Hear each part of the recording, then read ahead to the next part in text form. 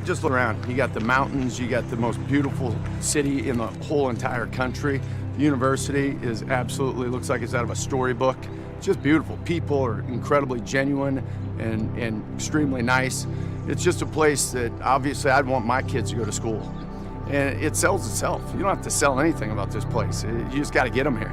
You know, the old field of dreams. Yeah. Build it and they will come. It's already built. It was very casual. We were just kind of walking off the field, and he was like, "So what you gonna do?" I said, "I'm gonna come back next year." He was like, "Oh, okay, yeah, I'm excited. Let's go to Atlanta." And I was like, "Yes, sir. Let's make it happen." It's here it's Tennessee, so we're gonna get the best guys here. That's just every year. Every time we're out there, it's competition. Nobody has a spot. Nobody's comfortable. We're all working to get better. Yeah, I didn't sign any mustard bottles or golf balls. Maybe wish I had a golf ball that night, you know what I mean? But I'm only kidding. All right.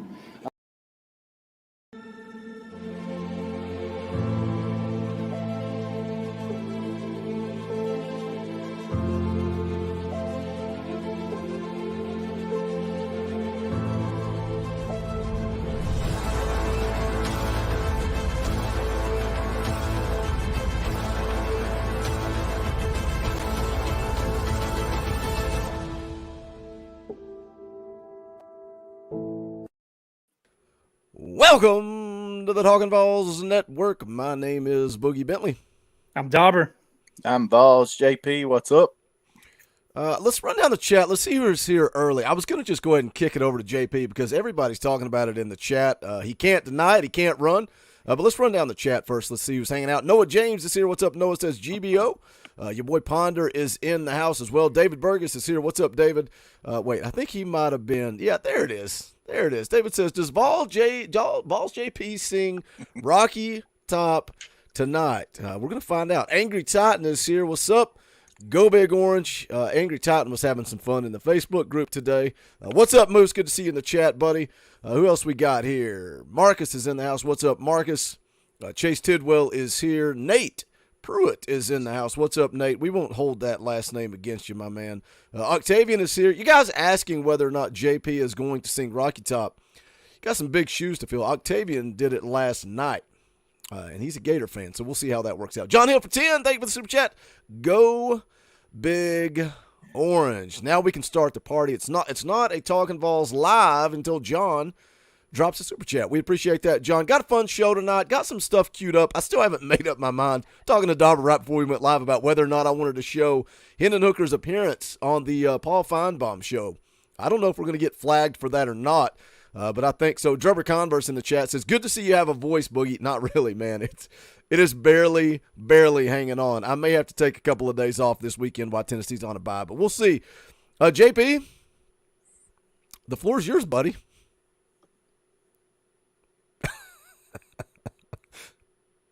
Oh, what's he going to mute him? Oh. What's up? What's up? The floor is mine. I'm telling you, nobody wants to hear this, I'm sure. But I said I'd do it. I'll sing the verse. So this will probably break YouTube and the internet. So everybody get ready to screen capture it. That's right. That's right. Yeah. Rocky Top, you'll always be home, sweet home to me. Good old Rocky Top. Rocky Top, Tennessee. Rocky Top, Tennessee. Wasn't it great to see the Big Orange get the monkey off their back and beat those Florida Gators on Saturday? I know I hadn't been on here since then, but shoo, there's no way that I could have done a post-game show Saturday night. I can promise you that. Shoo, I was in the floor and everything. It was bad. It was bad. I feel like I have to walk on eggshells and can't say certain things after the rip roar that I caused last night on the channel. But let's talk about it, JP. Just a big time win, and it's worthy of being celebrated. But let's start here. The hype, the expectations for this football team are starting to climb. And I made a video this morning, and Josh Pate said now the floor is 10 wins. That's no longer the ceiling. Josh Pate is saying the floor is 10 wins, and he's saying that Tennessee is going to be favored, which I was kind of surprised. Honestly, I was surprised that Tennessee is favored against LSU, but they're going to be favored in every single game moving forward outside of Alabama and Georgia. We've got RG3 tweeting out that Hendon Hooker for Heisman. You got Roman Harper. He was on SEC Now and said he apologizes to all Tennessee fans because he said they were going to go 10-2 when in reality they're now going to go 11-1. Is the hype too big? Is it too much? Offensively, they are there. Offensively, we can put pressure on Bama, LSU, Georgia. So I mean, to me, all that's going to come down to whether or not that this defense can find some better footing and improve, because I mean, obviously it struggled Saturday.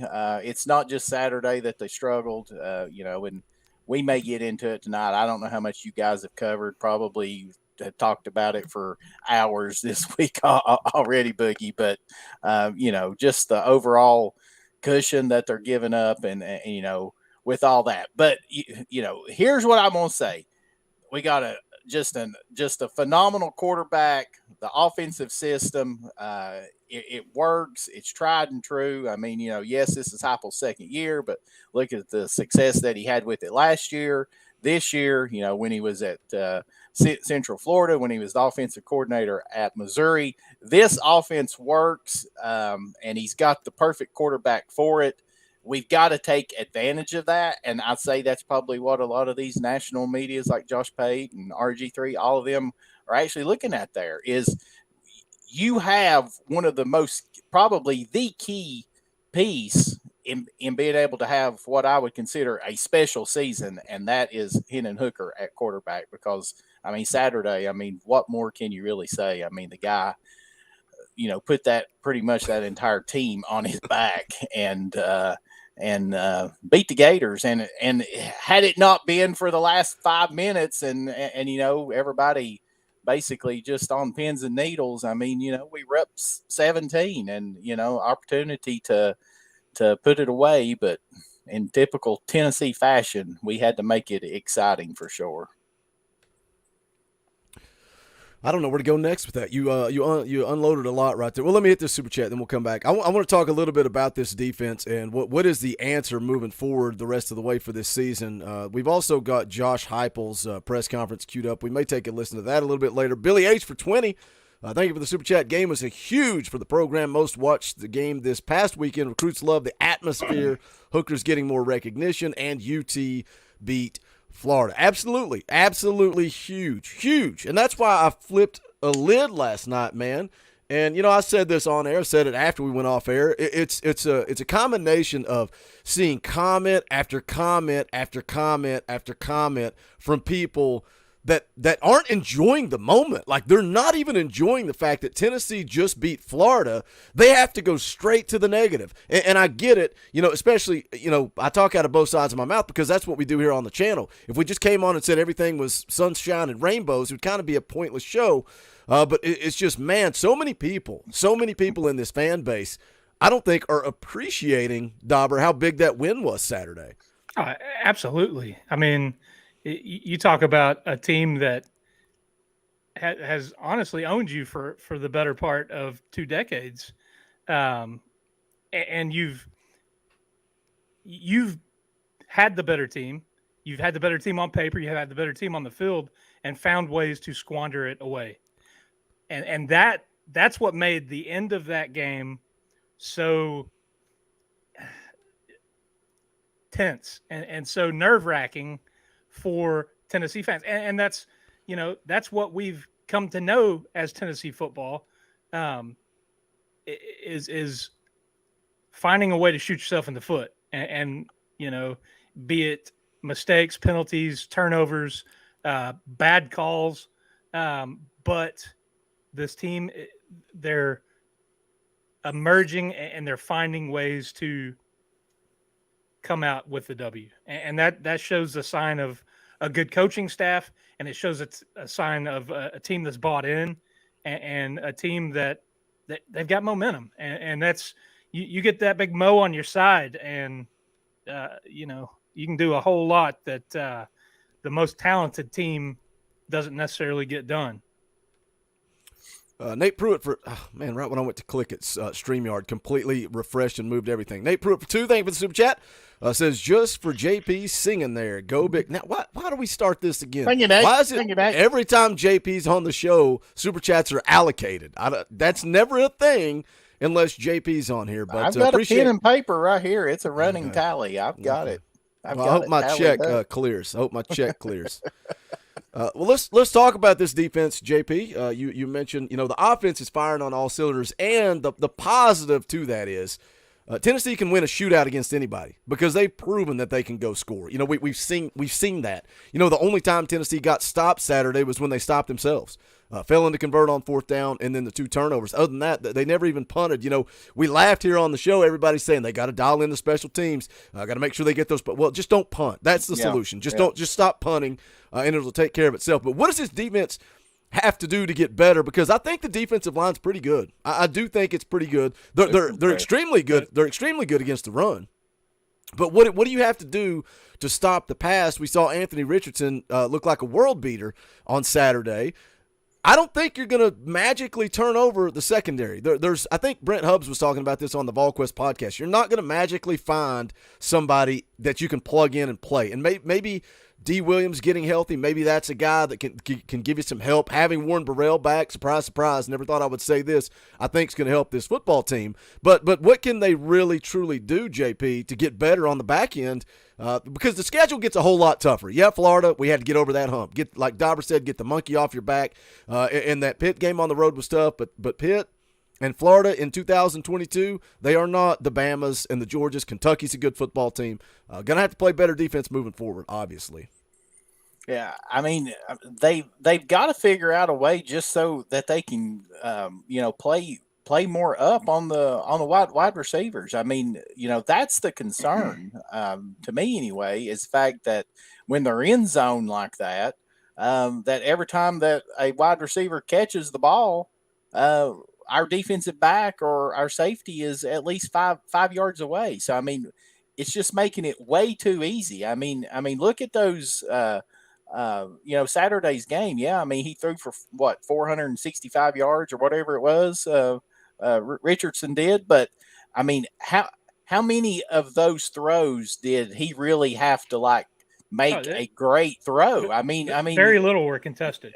Exactly, and the ones that were, if you look at his completion percentage, it was around 50%. Yeah. So you had tight coverage or get pressure on him, and you saw what happened. Yeah. What they do when the game was on the line, they brought pressure and had success. Yeah. Which I understand them not bringing as much pressure Saturday because the fact that he is a great runner. And, that's that you risk whenever that you're bringing all of that pressure is if he, breaks pocket. I mean, look how bad that Hooker hurt him there, a couple of times that they brought pressure and he was able to evade it and, took off for that big 40-some yard run that really springboarded that first touchdown, I guess, there in the second half, that opened up that 10-point lead and stuff. But, that's the thing is it doesn't make sense as to why, because it wasn't just this game. I mean, this has been a consistent theme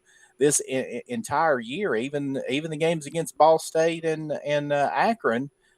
We weren't anywhere near their receivers, and that's the part that I think, to me, that's the biggest thing that Tennessee needs to work on, because yes, I mean, there's teams that's going to be scoring and Tennessee's defense is not going to be, a Georgia defense or a Bama defense or anything like that. But, if we could just improve in that one area there, just to where that, we are actually contesting throws and we're getting into passing lanes to make it to where that they're basically just not playing 7-on-7 basically at that point in time. And the other part of it is I'm finding a way to get Joshua Josephs on the on the field. Yep. I mean, I think they said he only played 8 snaps on Saturday. I was shocked by that.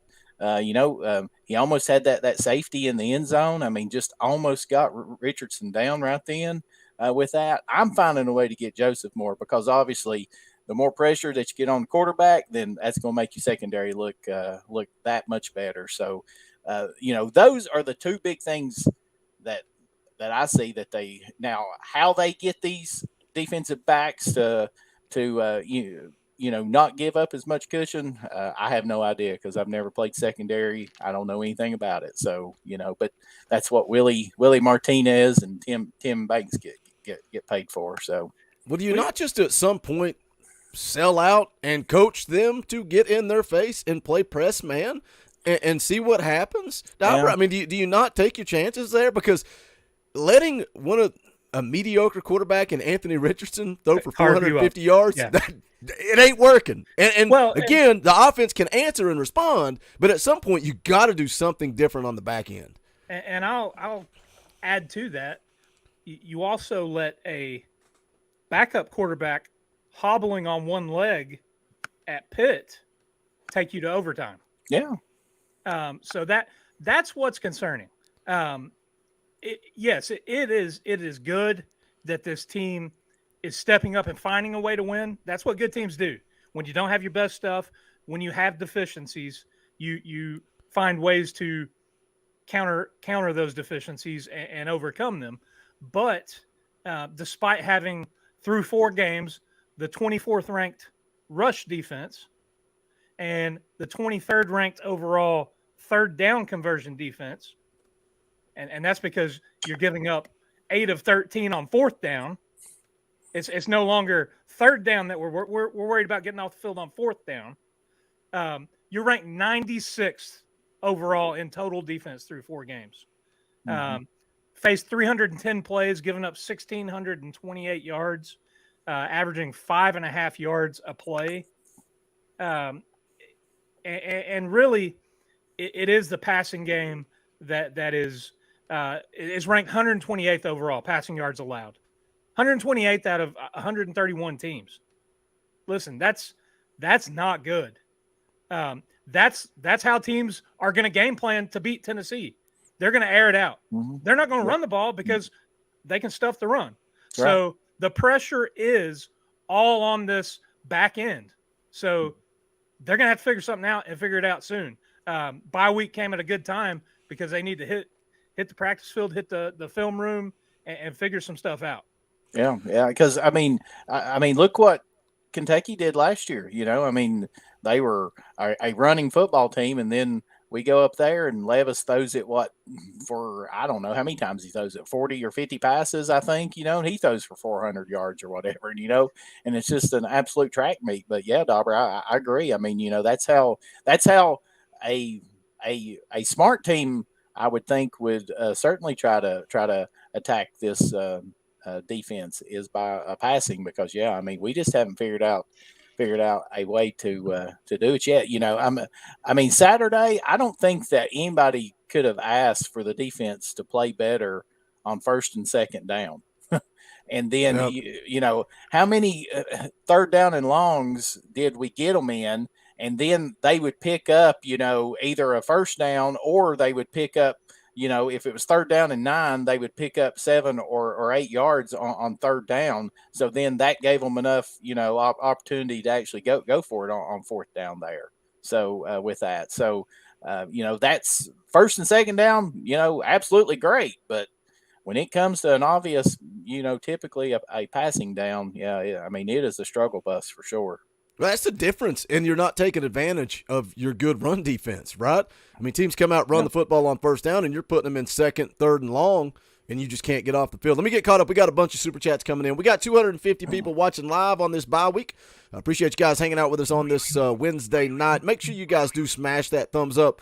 If you want to share out the link, let somebody know we're live. We would greatly appreciate it. We hit 15,000 subscribers last week. Guess what? We're well on the way to 16. We are right around the corner from 16,000.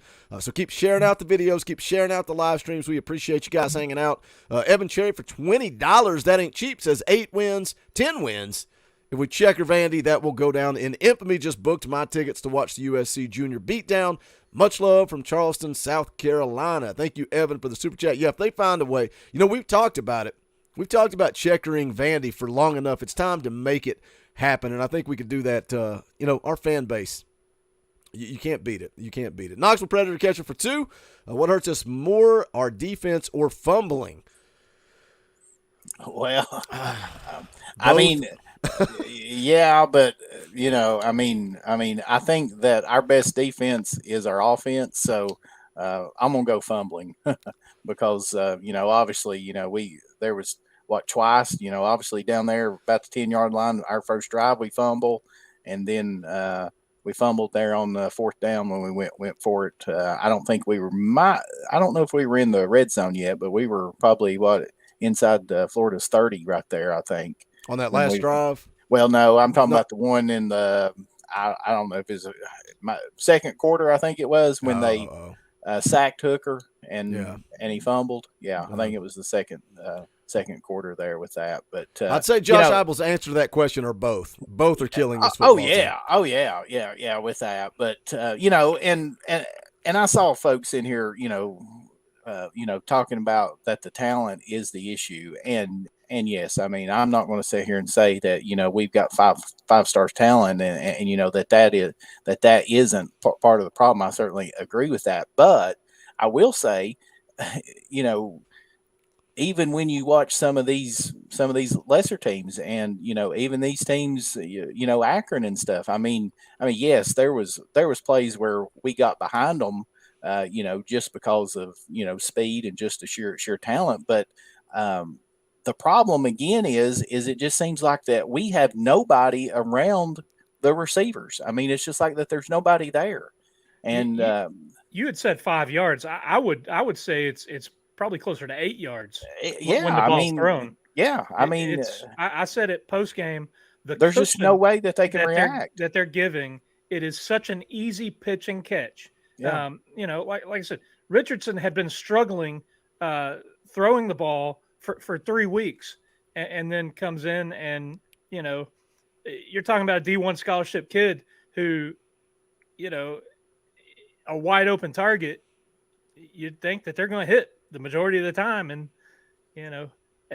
5 to 8 yards, that's pretty wide open. So. Yeah. And I mean, part of the problem with safeties is they're just slow. I mean, so that is, I guess you could say, talent, because they just don't have the the physical ability, because they are slower with that. But the problem though is, and we talked about this on a previous stream, whether it was, it all blends together, post game, last night, whenever. Josh Heupel, what he's done with this offense has made everybody, it's no longer an excuse to say you don't have the talent, right? Because it's the same on both sides of the ball. Josh Heupel, look what he's done with Cedric Tillman. Look what he's done with Hendon Hooker. I mean, we're talking about Hendon Hooker for Heisman, a guy that got benched at Virginia Tech. But at the same time, that's his forte.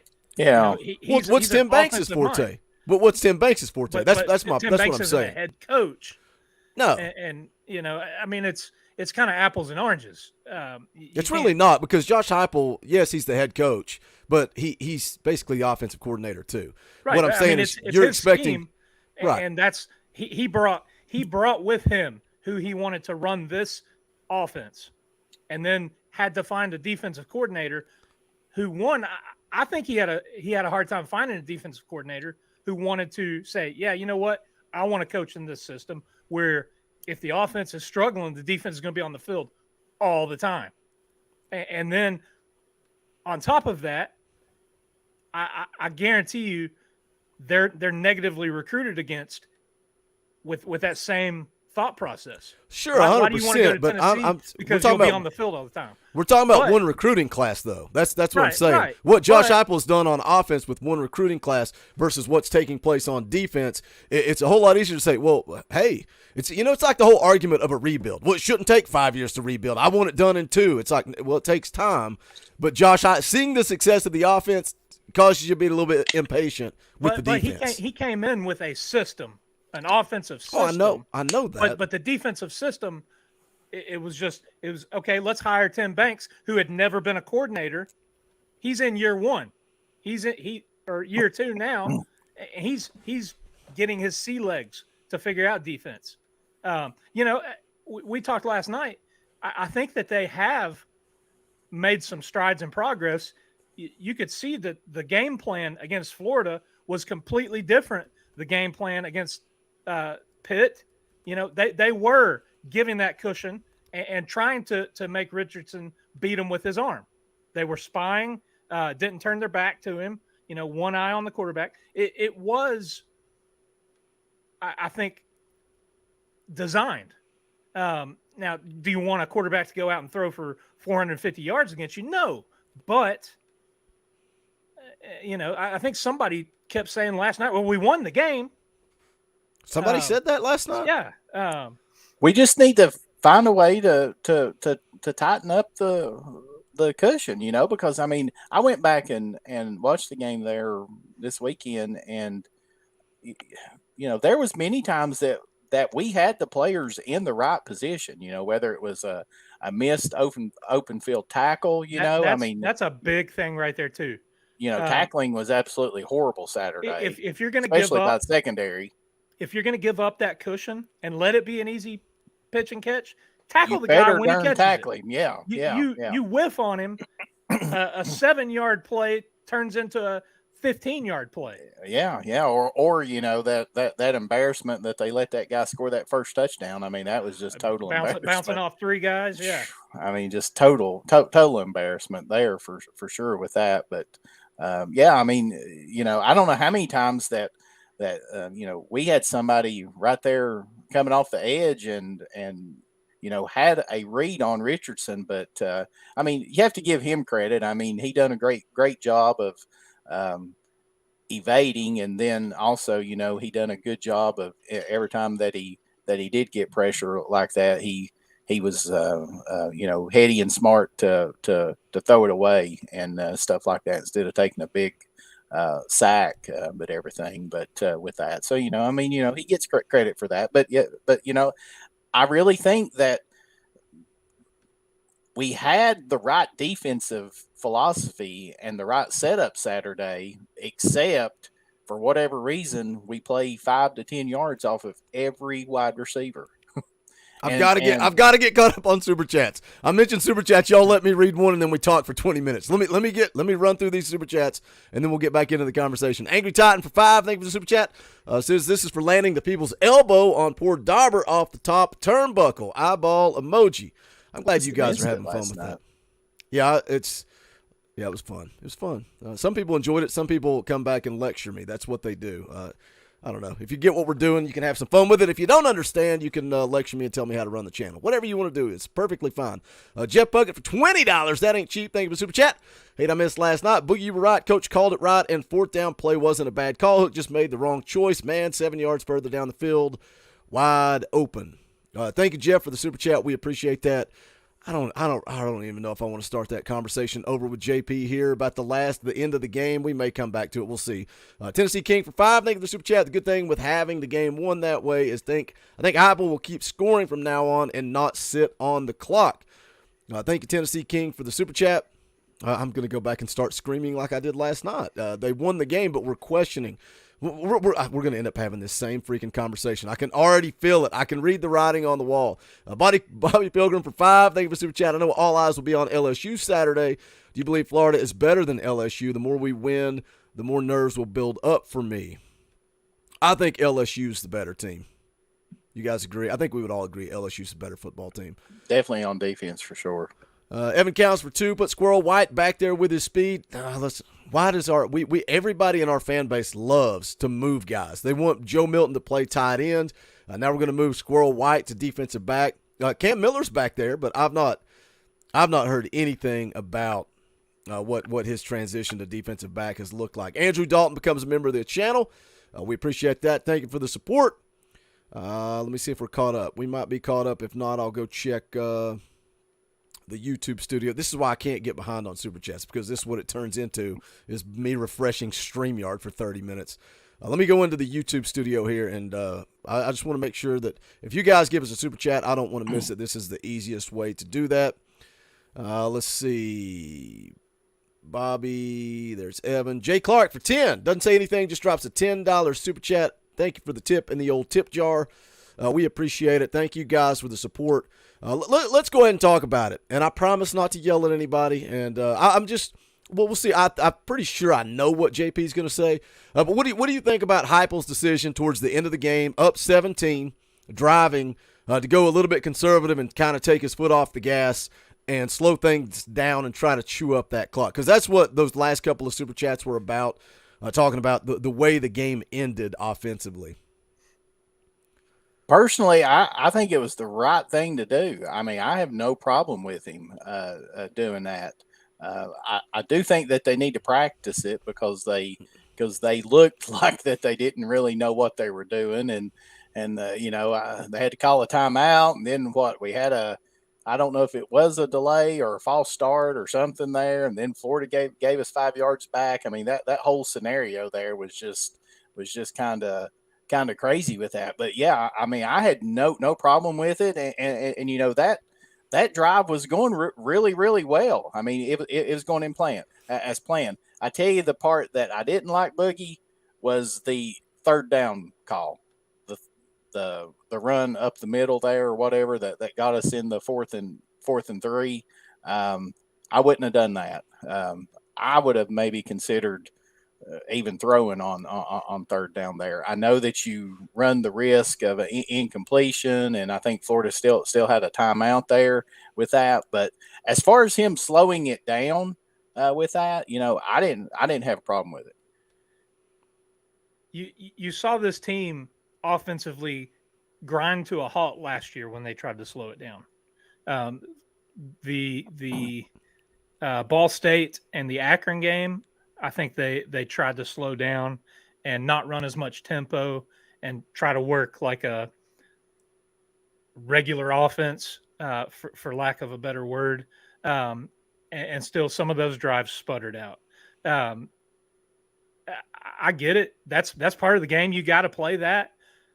My question is, do you go so conservative so early in the game with half the fourth quarter left?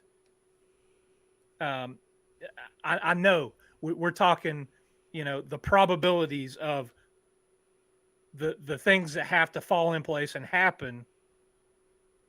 But we saw how many of those things did fall into place and happen to give Florida a chance to win the game when we were up 17.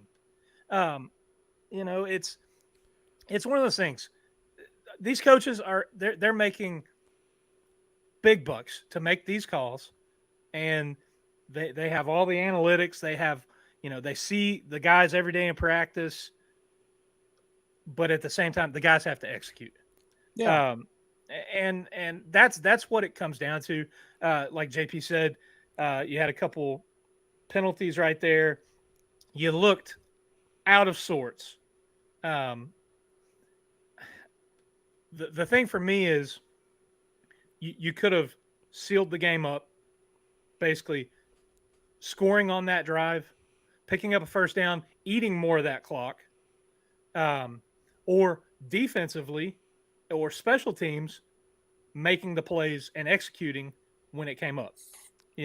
I think where I agree with and JP said it, and I did come back to this last night. I would have liked seen a different play call. Maybe you roll the pocket and give Hooker the RPO. option to throw the ball. But if it's open, run the ball. Like, we want you to run the football, but if somebody's open, throw the ball. I think for me, the big reason I was so comfortable going conservative is that it's 17 points. If it's a 10-point game, if it's a 7-point game, absolutely no way do you slow down there. But 17, it's like you said, Dauber, they did go that way, but goodness gracious, when you look back, and again, it's only at Tennessee does this stuff happen, where Florida scores, they get an onside kick, and then it's here we go again.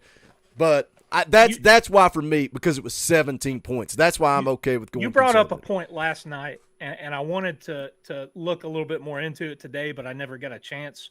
Talking about Hooker running the ball. And, a little bit dinged up and gimpy. It seemed like he did most of his running early in the game, and that they kind of went away from a After the designed shoulder. or a called run. So I wonder if that impacted play calling towards the end of the game, particularly right there, because I completely agree. An RPO right there on third down that gives him the option, to roll that pocket out, have a couple outlets leaking across, or the option to run made perfect sense. But him being, banged up with his shoulder, I think may have dictated a little bit of the offensive game plan after he went down. Yeah. Yeah, 100%. I was looking at that. I was looking at that drive chart. This tells you how confident I am while JP's looking at that. I'm looking because I always chart every drive. I always do, every game. My last charted drive was when it was Tennessee 38, Florida 21. And I was like, all right, I'm not charting anymore. I'm going to get ready and set up to live stream. And so, because I was curious, I was like, what were the exact play calling there? Sorry, JP, go ahead. No, I was just looking at. I mean, we got the ball. Well, that was when we went up 17, and Florida got the ball with 7:55 left, and of course they went down and scored. So we got the ball back with 4 minutes and 49 seconds left. Up 38-27. Yes, yeah, up 11, and of course Florida jumped offside, so we had it 1st and 5. Then we ran it twice, and then we ended up getting the first down because they were trying to steal the sign or whatever they were doing, trying to make us jump off sides. They got them for delay a game. So I mean, but 1st and 10 after that first down, the first play we had a 5-yard gain and then a 1-yard gain. So then it was third down and 4, and then that's when we rushed it right up the gut for 1 yard. And then, that 4th down and 3 and I mean, I didn't mind the actual play call. I wouldn't have throw it to Princeton Fant though. That's what I didn't like about it. I mean, where's Jacob Warren at? Why can he not catch those? Why did we? He had a nice catch on a wheel route early in the game, but was that his only? I think that might have been his only catch. Yeah, which he, he dropped that one down there in the second quarter, or no, first quarter, I guess it was, down there about the 10-yard line. Zachary Whitfield must not have been here last night. I don't understand why this is a big deal. Did you forget we won the game? Did we win the game? It seems like somebody was screaming that we won the game. No, it's a conversation worth having because me and Dauber disagree, and sometimes you guys think that we're going to come to punches, but that's the whole point. If Dauber has an opinion and I have an opinion and they're different, we need to disagree and bring those different. Now, I may not have let him get all of his opinion out last night because that is the bottom line, Zachary. You're right. Tennessee did win the game. And when I look back in the grand scheme of things, Florida got that onside kick. They only had 17 seconds, and they had no timeouts left. No timeouts, 17 seconds to go score. What happens if Tennessee comes out there and goes pedal to the metal and they run that up tempo and they go 3 and out? Now Florida's got their timeouts. Now Florida's got even more time. That's why I am okay with that decision. Let's move on. Don't get me wrong, and I'm going back to last night a little bit too. If you don't think I was celebrating and happy that we won that ball game. Oh, and I said that last night too. You obviously everybody on the panel last night was happy we won that ball game. It's my concern is moving forward for this team. There are some red flags. And I do feel that it's execution, it's players, but it's also coaching, and that's I'm fine. We can have a difference of opinion, and actually, I do kind of lean a little bit more towards your opinion. All that was last night was playing a little devil's advocate and saying, well, there is another way to look at it. Yes, we still did win, but there were times in the game where we could have ended the game right there. You get a stop, you get a drive extending first down, and you eat that clock away. You line up in victory formation instead of having to play defense from the 40-yard line where they've got a chance to throw a bomb for a winning touchdown. You know, Yep. that's what I'm talking about. I am elated that this football team won, and 4-0. It's man. We've won 2 games that were considered toss-up games at the beginning of the season. I'm as happy as can be. I can tell you that. And right didn't now. play perfectly. yeah. Perfectly. That's Absolutely. the beauty of it. But to come full circle and answer Zachary's question, why are we talking about this? Well, because we did an hour and a half post-game show. I was live for 3 hours on Sunday night talking about the game. We did a morning show Monday morning. Myself and Gabriel talked for an hour about the game, and we did almost an hour and a half last night. We're going to talk about anything and everything. We're running out of ideas. We're running out of things to talk about. Yeah, it's bye week. It's my favorite thing is that why are we talking about this? Well, let's just shut the whole thing down. Let's stop talking about it. And that's let me hit this super chat. Knoxville Predator catcher for 2. Have you ever seen a duck pull a truck? A couple of times now. I've seen that duck pull the truck. Now it's time to see that duck do it every single year and get this rivalry going in the right direction. Something else everybody likes to say to me when I'm doing promotion, especially on the video I made this morning and then this live stream talking about the hype and the expectations. Let's take it one game at a time. We got to slow down. No, we're going to talk about the expectations. We're going to talk about 10 wins. We're going to talk about a New Year's Six Bowl because that's the fun of being a fan. Christian Romines becomes a member of the channel. We appreciate that. Thank you for joining. If you guys want to join the channel, hit that join button right down below. You can join for as little as 99 cents a month, or you can go a little bit more. You can give up to $10 a month, but you're financially supporting what we're trying to do around here. You also get access to custom Talkin VAWLS emojis and fan call-in shows. You never know. You could come on the show and Boogie may scream at you like I did Nate a little bit last night. It's part of the fun, man. It's part of the fun. If you come on the show, you're one of us. You're one of us. But as we move forward, man, does starting 4-0, does getting the win over Florida and Pitt, like Dauber just said, that's 2 toss-up games going into the year when we're laying out our expectations, our predictions. Carl Borchers for $2 says, I wish we were playing Ole Miss this year. Yeah, that'd be a nice rematch.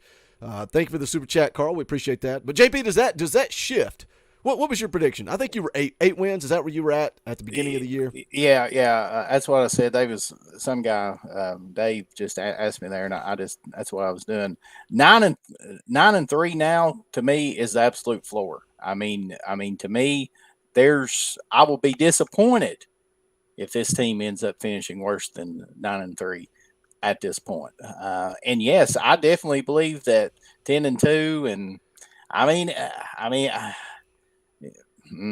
don't know about beating Bama, but I mean, to me, it's all going to come down to whether or not that we can figure something out with the secondary. I mean, that's what it's going to come down to. I like our chances in a shootout with pretty much everybody. The thing is, I do feel the offense is going to score their points. Can the defense? And I said it last year, and I said it preseason this year. Can they do just enough to slow down the other team and hold them to a field goal, force a couple punts, just don't force some dang turnovers. Yeah, force turnovers. That's crucial to this offensive scheme is turnovers. And we've been getting some turnovers, but not enough. It's you're gonna have to have a little luck to get double digits, I think. Yeah. I know. I mean, the opportunity is there. Absolutely.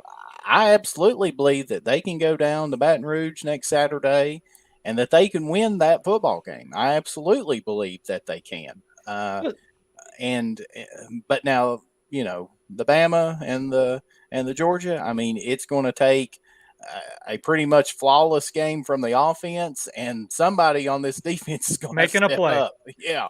I think you've just got to be aggressive. You got to be. That was the thing about the defense against Florida, and I know we talked about it earlier. Dauber talking about the zone and all, and it's all about. And I'm afraid, guys, we're going to see the same exact thing against LSU. We talked about this previously too, but their quarterback is a whole lot more elusive and mobile than Richardson is, and he will beat you with his feet. So history tells me this coaching staff is going to go into that game playing zone, playing back, keeping their eyes on the quarterback so they can keep him contained. That's going to be their focal point.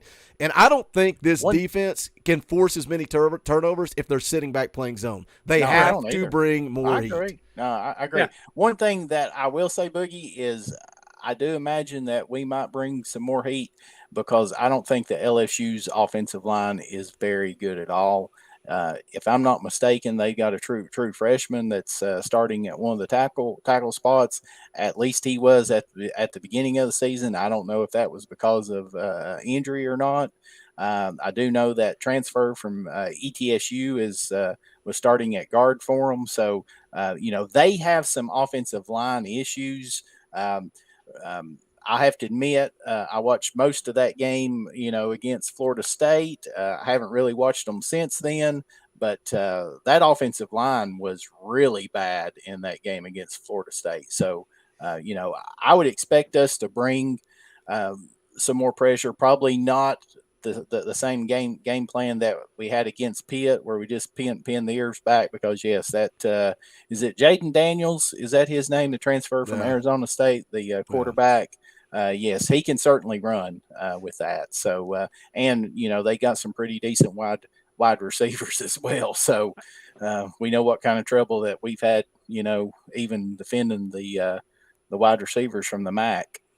I'm gonna add on to what JP said there, and look in the future because we can do that, and say for that Alabama and that Georgia game, you're going to have somebody step up on defense. And I think Boogie will agree with me on this and finish. They're going to have to finish plays. Just finish. There we go. Just finish. I'm not yelling like I did. My voice is shot because it didn't help that I've been sick for like a week and a half, but then I come on here and scream the entire night. It's like y'all went screaming at each other, was you? I may have to check this video out. You've seen it before. It wasn't as bad as the Kentucky game because the second we went off air, I just kind of laughed and we sat here and talked about concerts and all kinds of stuff with Gabriel after we went off air. After the Kentucky game, we had to do some damage control and make sure everybody was okay. As soon as we went off air, I'm like, it's a bit. I think Gabriel might have been scared. I don't know. Wade Rouse for 5. Thank you for the super chat. Why can't our fan base be happy? This is year 2. We won the game. I don't see anything but a win by Florida. It's year 2 and we beat Florida. Go Vols 5-0 coming. Thank you, Wade, for the super chat. I don't know if that's directed at us or if that's directed at people in the chat or if that's directed at the fan base in general. But the reason that I was so adamant last night is because I think Wade's right. This a lot, and again, you're talking about social media. That's not really the overall pulse of the fan base. It's probably the worst of the worst. There's just so many people that were so negative after a huge win against Florida. Go ahead, Dahmer. I know you cut you off. Yeah, go Dahmer. I just want to say this one thing. There needs to be a little bit of a reality check. Because this team completely overachieved last year and set those expectations that much higher. They've come out and they've played well, and they've played good enough to grind out 2 toss-up games, but all that has done is amp up those expectations. Which is why we try to stay even kill, right in the middle. Like, people got mad at me because I said I'm still like 8-4 is still where that's like, I think they can win 9, but we're talking about LSU and Kentucky. You can still lose both of those games. Those are still very difficult games. Going on the road to play LSU, Kentucky's a good football team, Georgia and Alabama. So when people start saying this 11-1 talk, is it possible? Sure. Is it realistic? Maybe, Dobby, you're right. Maybe we need to kind of pump the brakes a little bit, and that's why 8-4 is still where I'm at. Maybe 9. I'm going 9. I will never. I mean, this team is not losing to Kentucky. I said it. September and somebody 28th. that puts mayonnaise in their coffee. Yeah. You know what, JP? I don't know why, you make a comment like that. You come on here and you say, we're not losing to Kentucky. I don't know why you've not gone to bonfire.com/store/Talkin VAWLS. I don't even know if you've seen this limited edition Buck Fama shirt. How do We're you going to know keep. I haven't been on there? We're going to keep it for a little bit, and then it's going to be gone forever. So if you want one of those, you better get it. But JP mentions that we're not losing to Kentucky. And why do we not lose to Kentucky, JP? What are we to Kentucky? Well, we're Kentucky's daddy, right? That's right. And you can go pick up your Kentucky's Daddy t-shirt or hoodie. You know, it's about to get cold. You might want a long sleeve t-shirt at bonfire.com/store/Talkin VAWLS. Let me tell you something. That Buck Fama shirt, I'm glad that for the fans, by the fans means something. That is the top seller in the history of the Talkin VAWLS network. When Is you it guys really? demanded it, you really demanded it. You guys went nuts after that shirt. So we appreciate the Everybody's support. screaming we want a hat, and That did not work out 3. to us.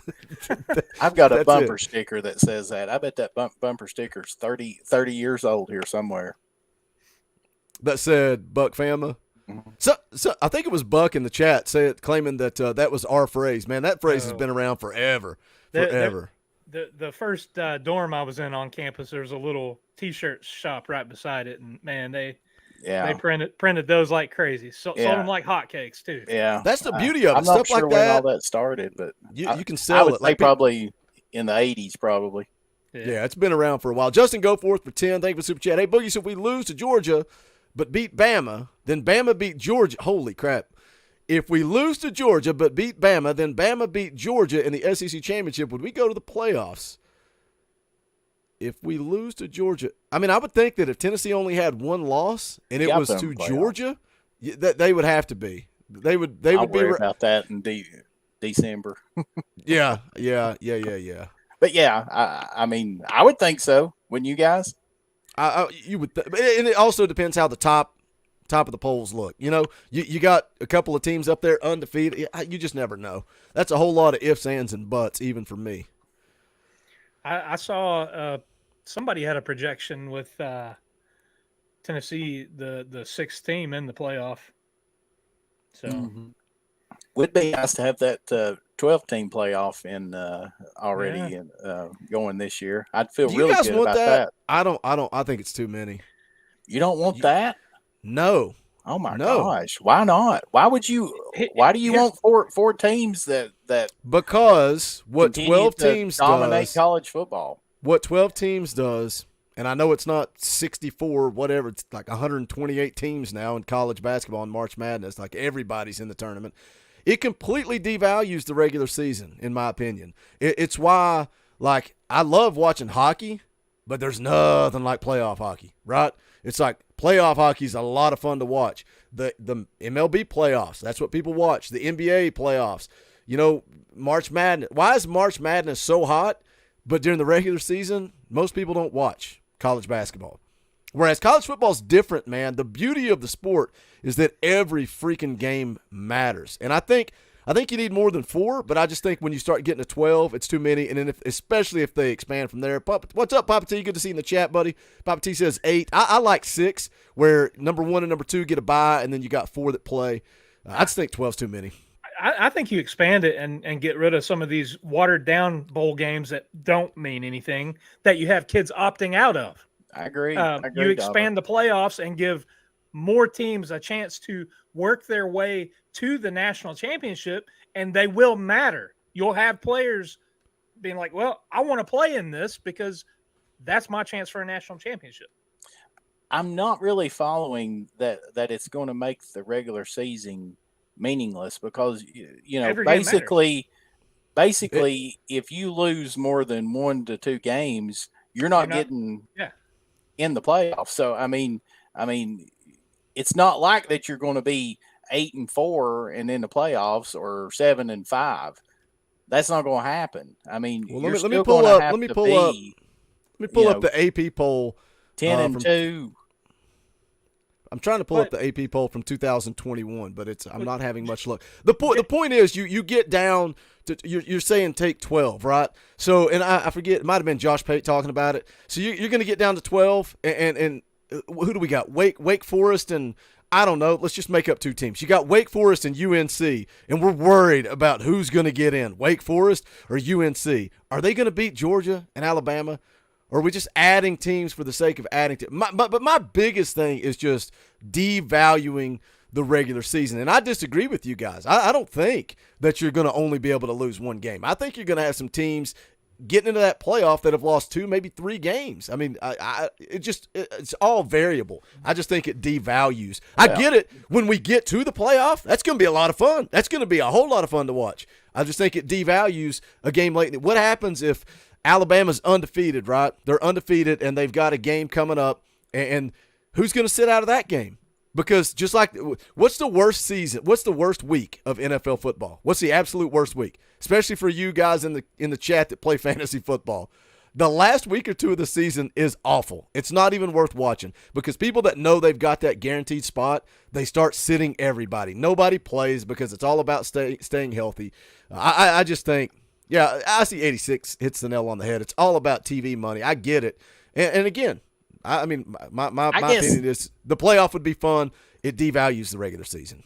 I guess my argument is I would rather see Tennessee in the playoff as a potential at-large 12th seed than going to the Music City Bowl for nothing. You know, I mean, really, I mean, that's a different conversation, though. When you're talking about the grand scheme, that's the selfishness of a Tennessee fan. Well, not, but I mean, like Dauber said, I mean, I would rather see an expanded playoff that game actually means something. That postseason game actually means something than one of these, you know, Duke Mayo Bowl or something like that. That's what I'm. They need to get rid of the conference ties to the bowl. That is exactly right. That would change the bowl games for the better. Give us some different matchups. You're stuck with playing, you know, an ACC team or a, you know, Big Ten team, or, you know, it's the same old if you're in one of those. I just had a comment. I don't know who it was talking about a 12-team playoff would make conference championships meaningless. Well, conference championships are meaningless when you've got Alabama and Georgia playing for a conference championship and then repeating for a national championship. Yeah, I know. How does that work if you're going to place so much emphasis on the conference tournament or the conference champion, but, you know, allow a team that didn't win their conference championship to get in? Yeah, you got Alabama SEC champions and Georgia national championship. Yeah, it's a flawed system. I do think the bowl system itself is too watered down. I think something. I don't have the right, and frankly, I don't know that anybody has the right answer right now because there are so many things that do factor in: the money thing, the TV deals. That's what's driving it all. It ain't gonna matter what we want or fans want. All that matters is what's gonna pull the dollar. That's right. Well, that and you know, I think another part is just trying to create more parity. You know, in the top 10 basically, because I mean, you know, it's the same. Bama, Georgia, Ohio State. I mean, it's, you know, for the last five plus years, 10 years for Bama and Ohio State or whatever. And then you had Clemson in there, you know. So, I mean, you know, there's about, you know, 5 or 6 teams that have dominated this college football playoff. And, you know, I think by expanding it, I think that hopefully that that they won't have these, you know, these just awesome recruiting classes where they're just dominating and it gives you more parity because, you know, there is more teams and there's going to be more recruits that, you know, think that they have an opportunity to actually play for a national championship. Well, and Wayne brought up a good point there. You're talking about the SEC championship game and all that. If you expand to 12, now Tennessee could lose to Georgia and Florida, but make a 12-team playoff. You've got a team that's not even in the SEC championship, finishing 3rd in the East. Now has an opportunity. Let me hit this real quick, Dobber. Well, we've seen Bama win the national championship without winning the. Well, that's what we were just talking about. That's the answer. If that's a problem, it's only going to get worse. Deon Cuberson for 5 says MLB and hockey play more games than college football. 12-team playoff would give more people chances, but that's Dauber, go ahead and make your point. Then I'll come back to that. I lost it. Okay. What I was going to say is, do we want to give more people chances, or do we want to figure out who the best team in college football is? It's like if Dauber beats me nine times out of 10 on the golf course, but I beat him that one time. If I beat him on a Tuesday, but it counts on a Saturday, you know what I mean? It's like we're grasping at straws. What's the point? Are we trying to crown the best team in college football, or are we trying to give more people a chance? Well, I mean, we want to crown the best team, but again, I'm saying that because that it's a 4-team playoff, I think that those teams like the Georgias and Alabamas and the Ohio States that have dominated that, they continue to dominate recruiting. So it's just like, somewhere along the line, something's going to have to break that cycle. And to me, by expanding it, that there's an opportunity there, because, what if some team, gets in that 12 team college football playoff and they make a run and brings in a lot of excitement, and then they end up with a top 5 recruiting class, and that ends up carrying them for 3 or 4 years and stuff like that. Maybe that knocks Georgia down a notch, or knocks Bama down a notch, or something like that. I'm just tired of the same teams, getting in, and basically, the playoff games are typically boring or the semifinal games, they are typically blowouts. So if with that again, and I don't even really know why we're going round and round, because but when you make that point, the semifinal rounds are blowouts. What do you think is going to happen when number 1 plays number 12? If you think number 1 versus 4 is a blowout, what the heck's going to happen when Georgia or Alabama plays Wake Forest? It's going to be even worse. I mean, I can see that, but I would imagine, and I don't know, is there going to be any kind of buys where, the top 4 teams gets a bye or something like that? So then it's going to be, 5 through 12 playing each other or whatever. I think the better answer, and let me hit this Knoxville Predator catcher for 5. They should chat 5 conference champions make it, plus Notre Dame gets in by default. Yeah. That's hilarious. I think Dauber has the answer that's better than any number in the playoff. Like, I like 6, but whatever. You can keep it at 4. Change the freaking bowl ties, and let's create some fun matchups across the country. Like, you want to see good football games? Don't give me Tennessee versus Northwestern in a blowout. Give me Tennessee versus somebody that's more competitive. I don't care if it's a SEC matchup. Somebody in the chat wants to see Tennessee versus Ole Miss this year.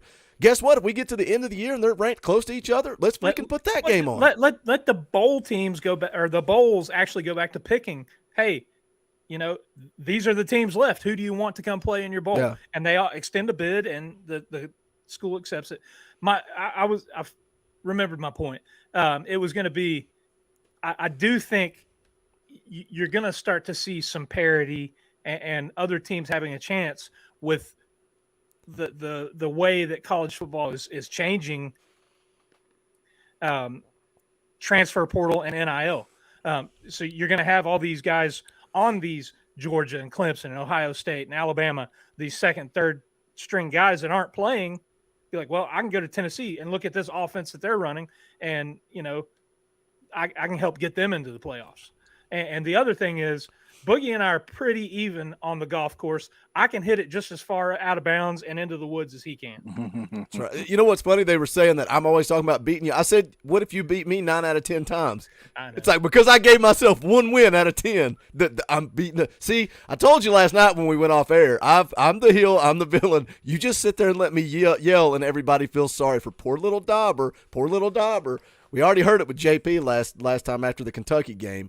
Poor JP, you need to apologize. I don't even like JP. We never talked to each other. I don't even know how he got back on the show. Must have been Dauber's idea. Yeah, it's Dauber's idea. Well, let's wrap this thing up. We're an hour in. Just a reminder, no live stream on Saturday. I'm going to try to heal up the voice, but I am going to get with Eric Kane in the morning and going to record a couple of segments for Locked On Vols. So I'm not sure when he's going to air those. Maybe Friday. I'll let you guys know when he airs it. I always share it in our YouTube feed, so you guys make sure you see that. But I'll let you know when it's coming your way. We'll have more content coming. I'm going to let this live stream soak in the morning, so hopefully people will come back and catch the replay, retweet it, all that good stuff. We would appreciate it. If you haven't hit the thumbs up, please hit that thumbs up on the way out the door. Go check out the merch. Also, get involved in the NIL game at Spire Sports Group. We're an official affiliate. That link is in the description as well. So if you've been talking about it, thinking about it, getting involved, helping this football team recruit using NIL, then go hit our link in the description below. But that is going to wrap this thing up. I think we'll probably maybe do a morning show on Monday. I'll be live Sunday night playing NCAA. We're going to take the weekend off.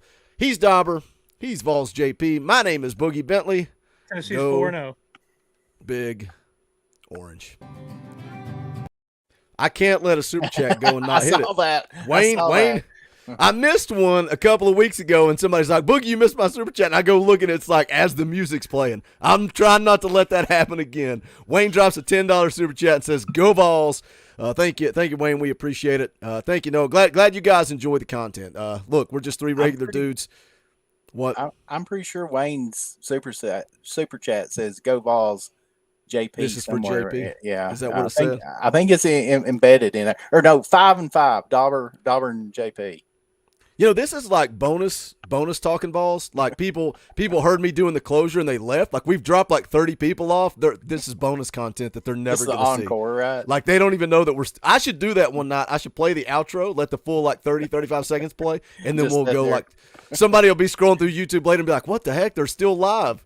Okay, we're gonna really wrap it up this time. Unless somebody else wants to say, "Here's $48 for JP." That's what you guys do. For some reason, they don't do that for me and Dauber, but JP shows up, allocated super chats. All right, we're out of here for real this time. For Dauber, for JP, my name is Boogie Bentley. Go Big Orange.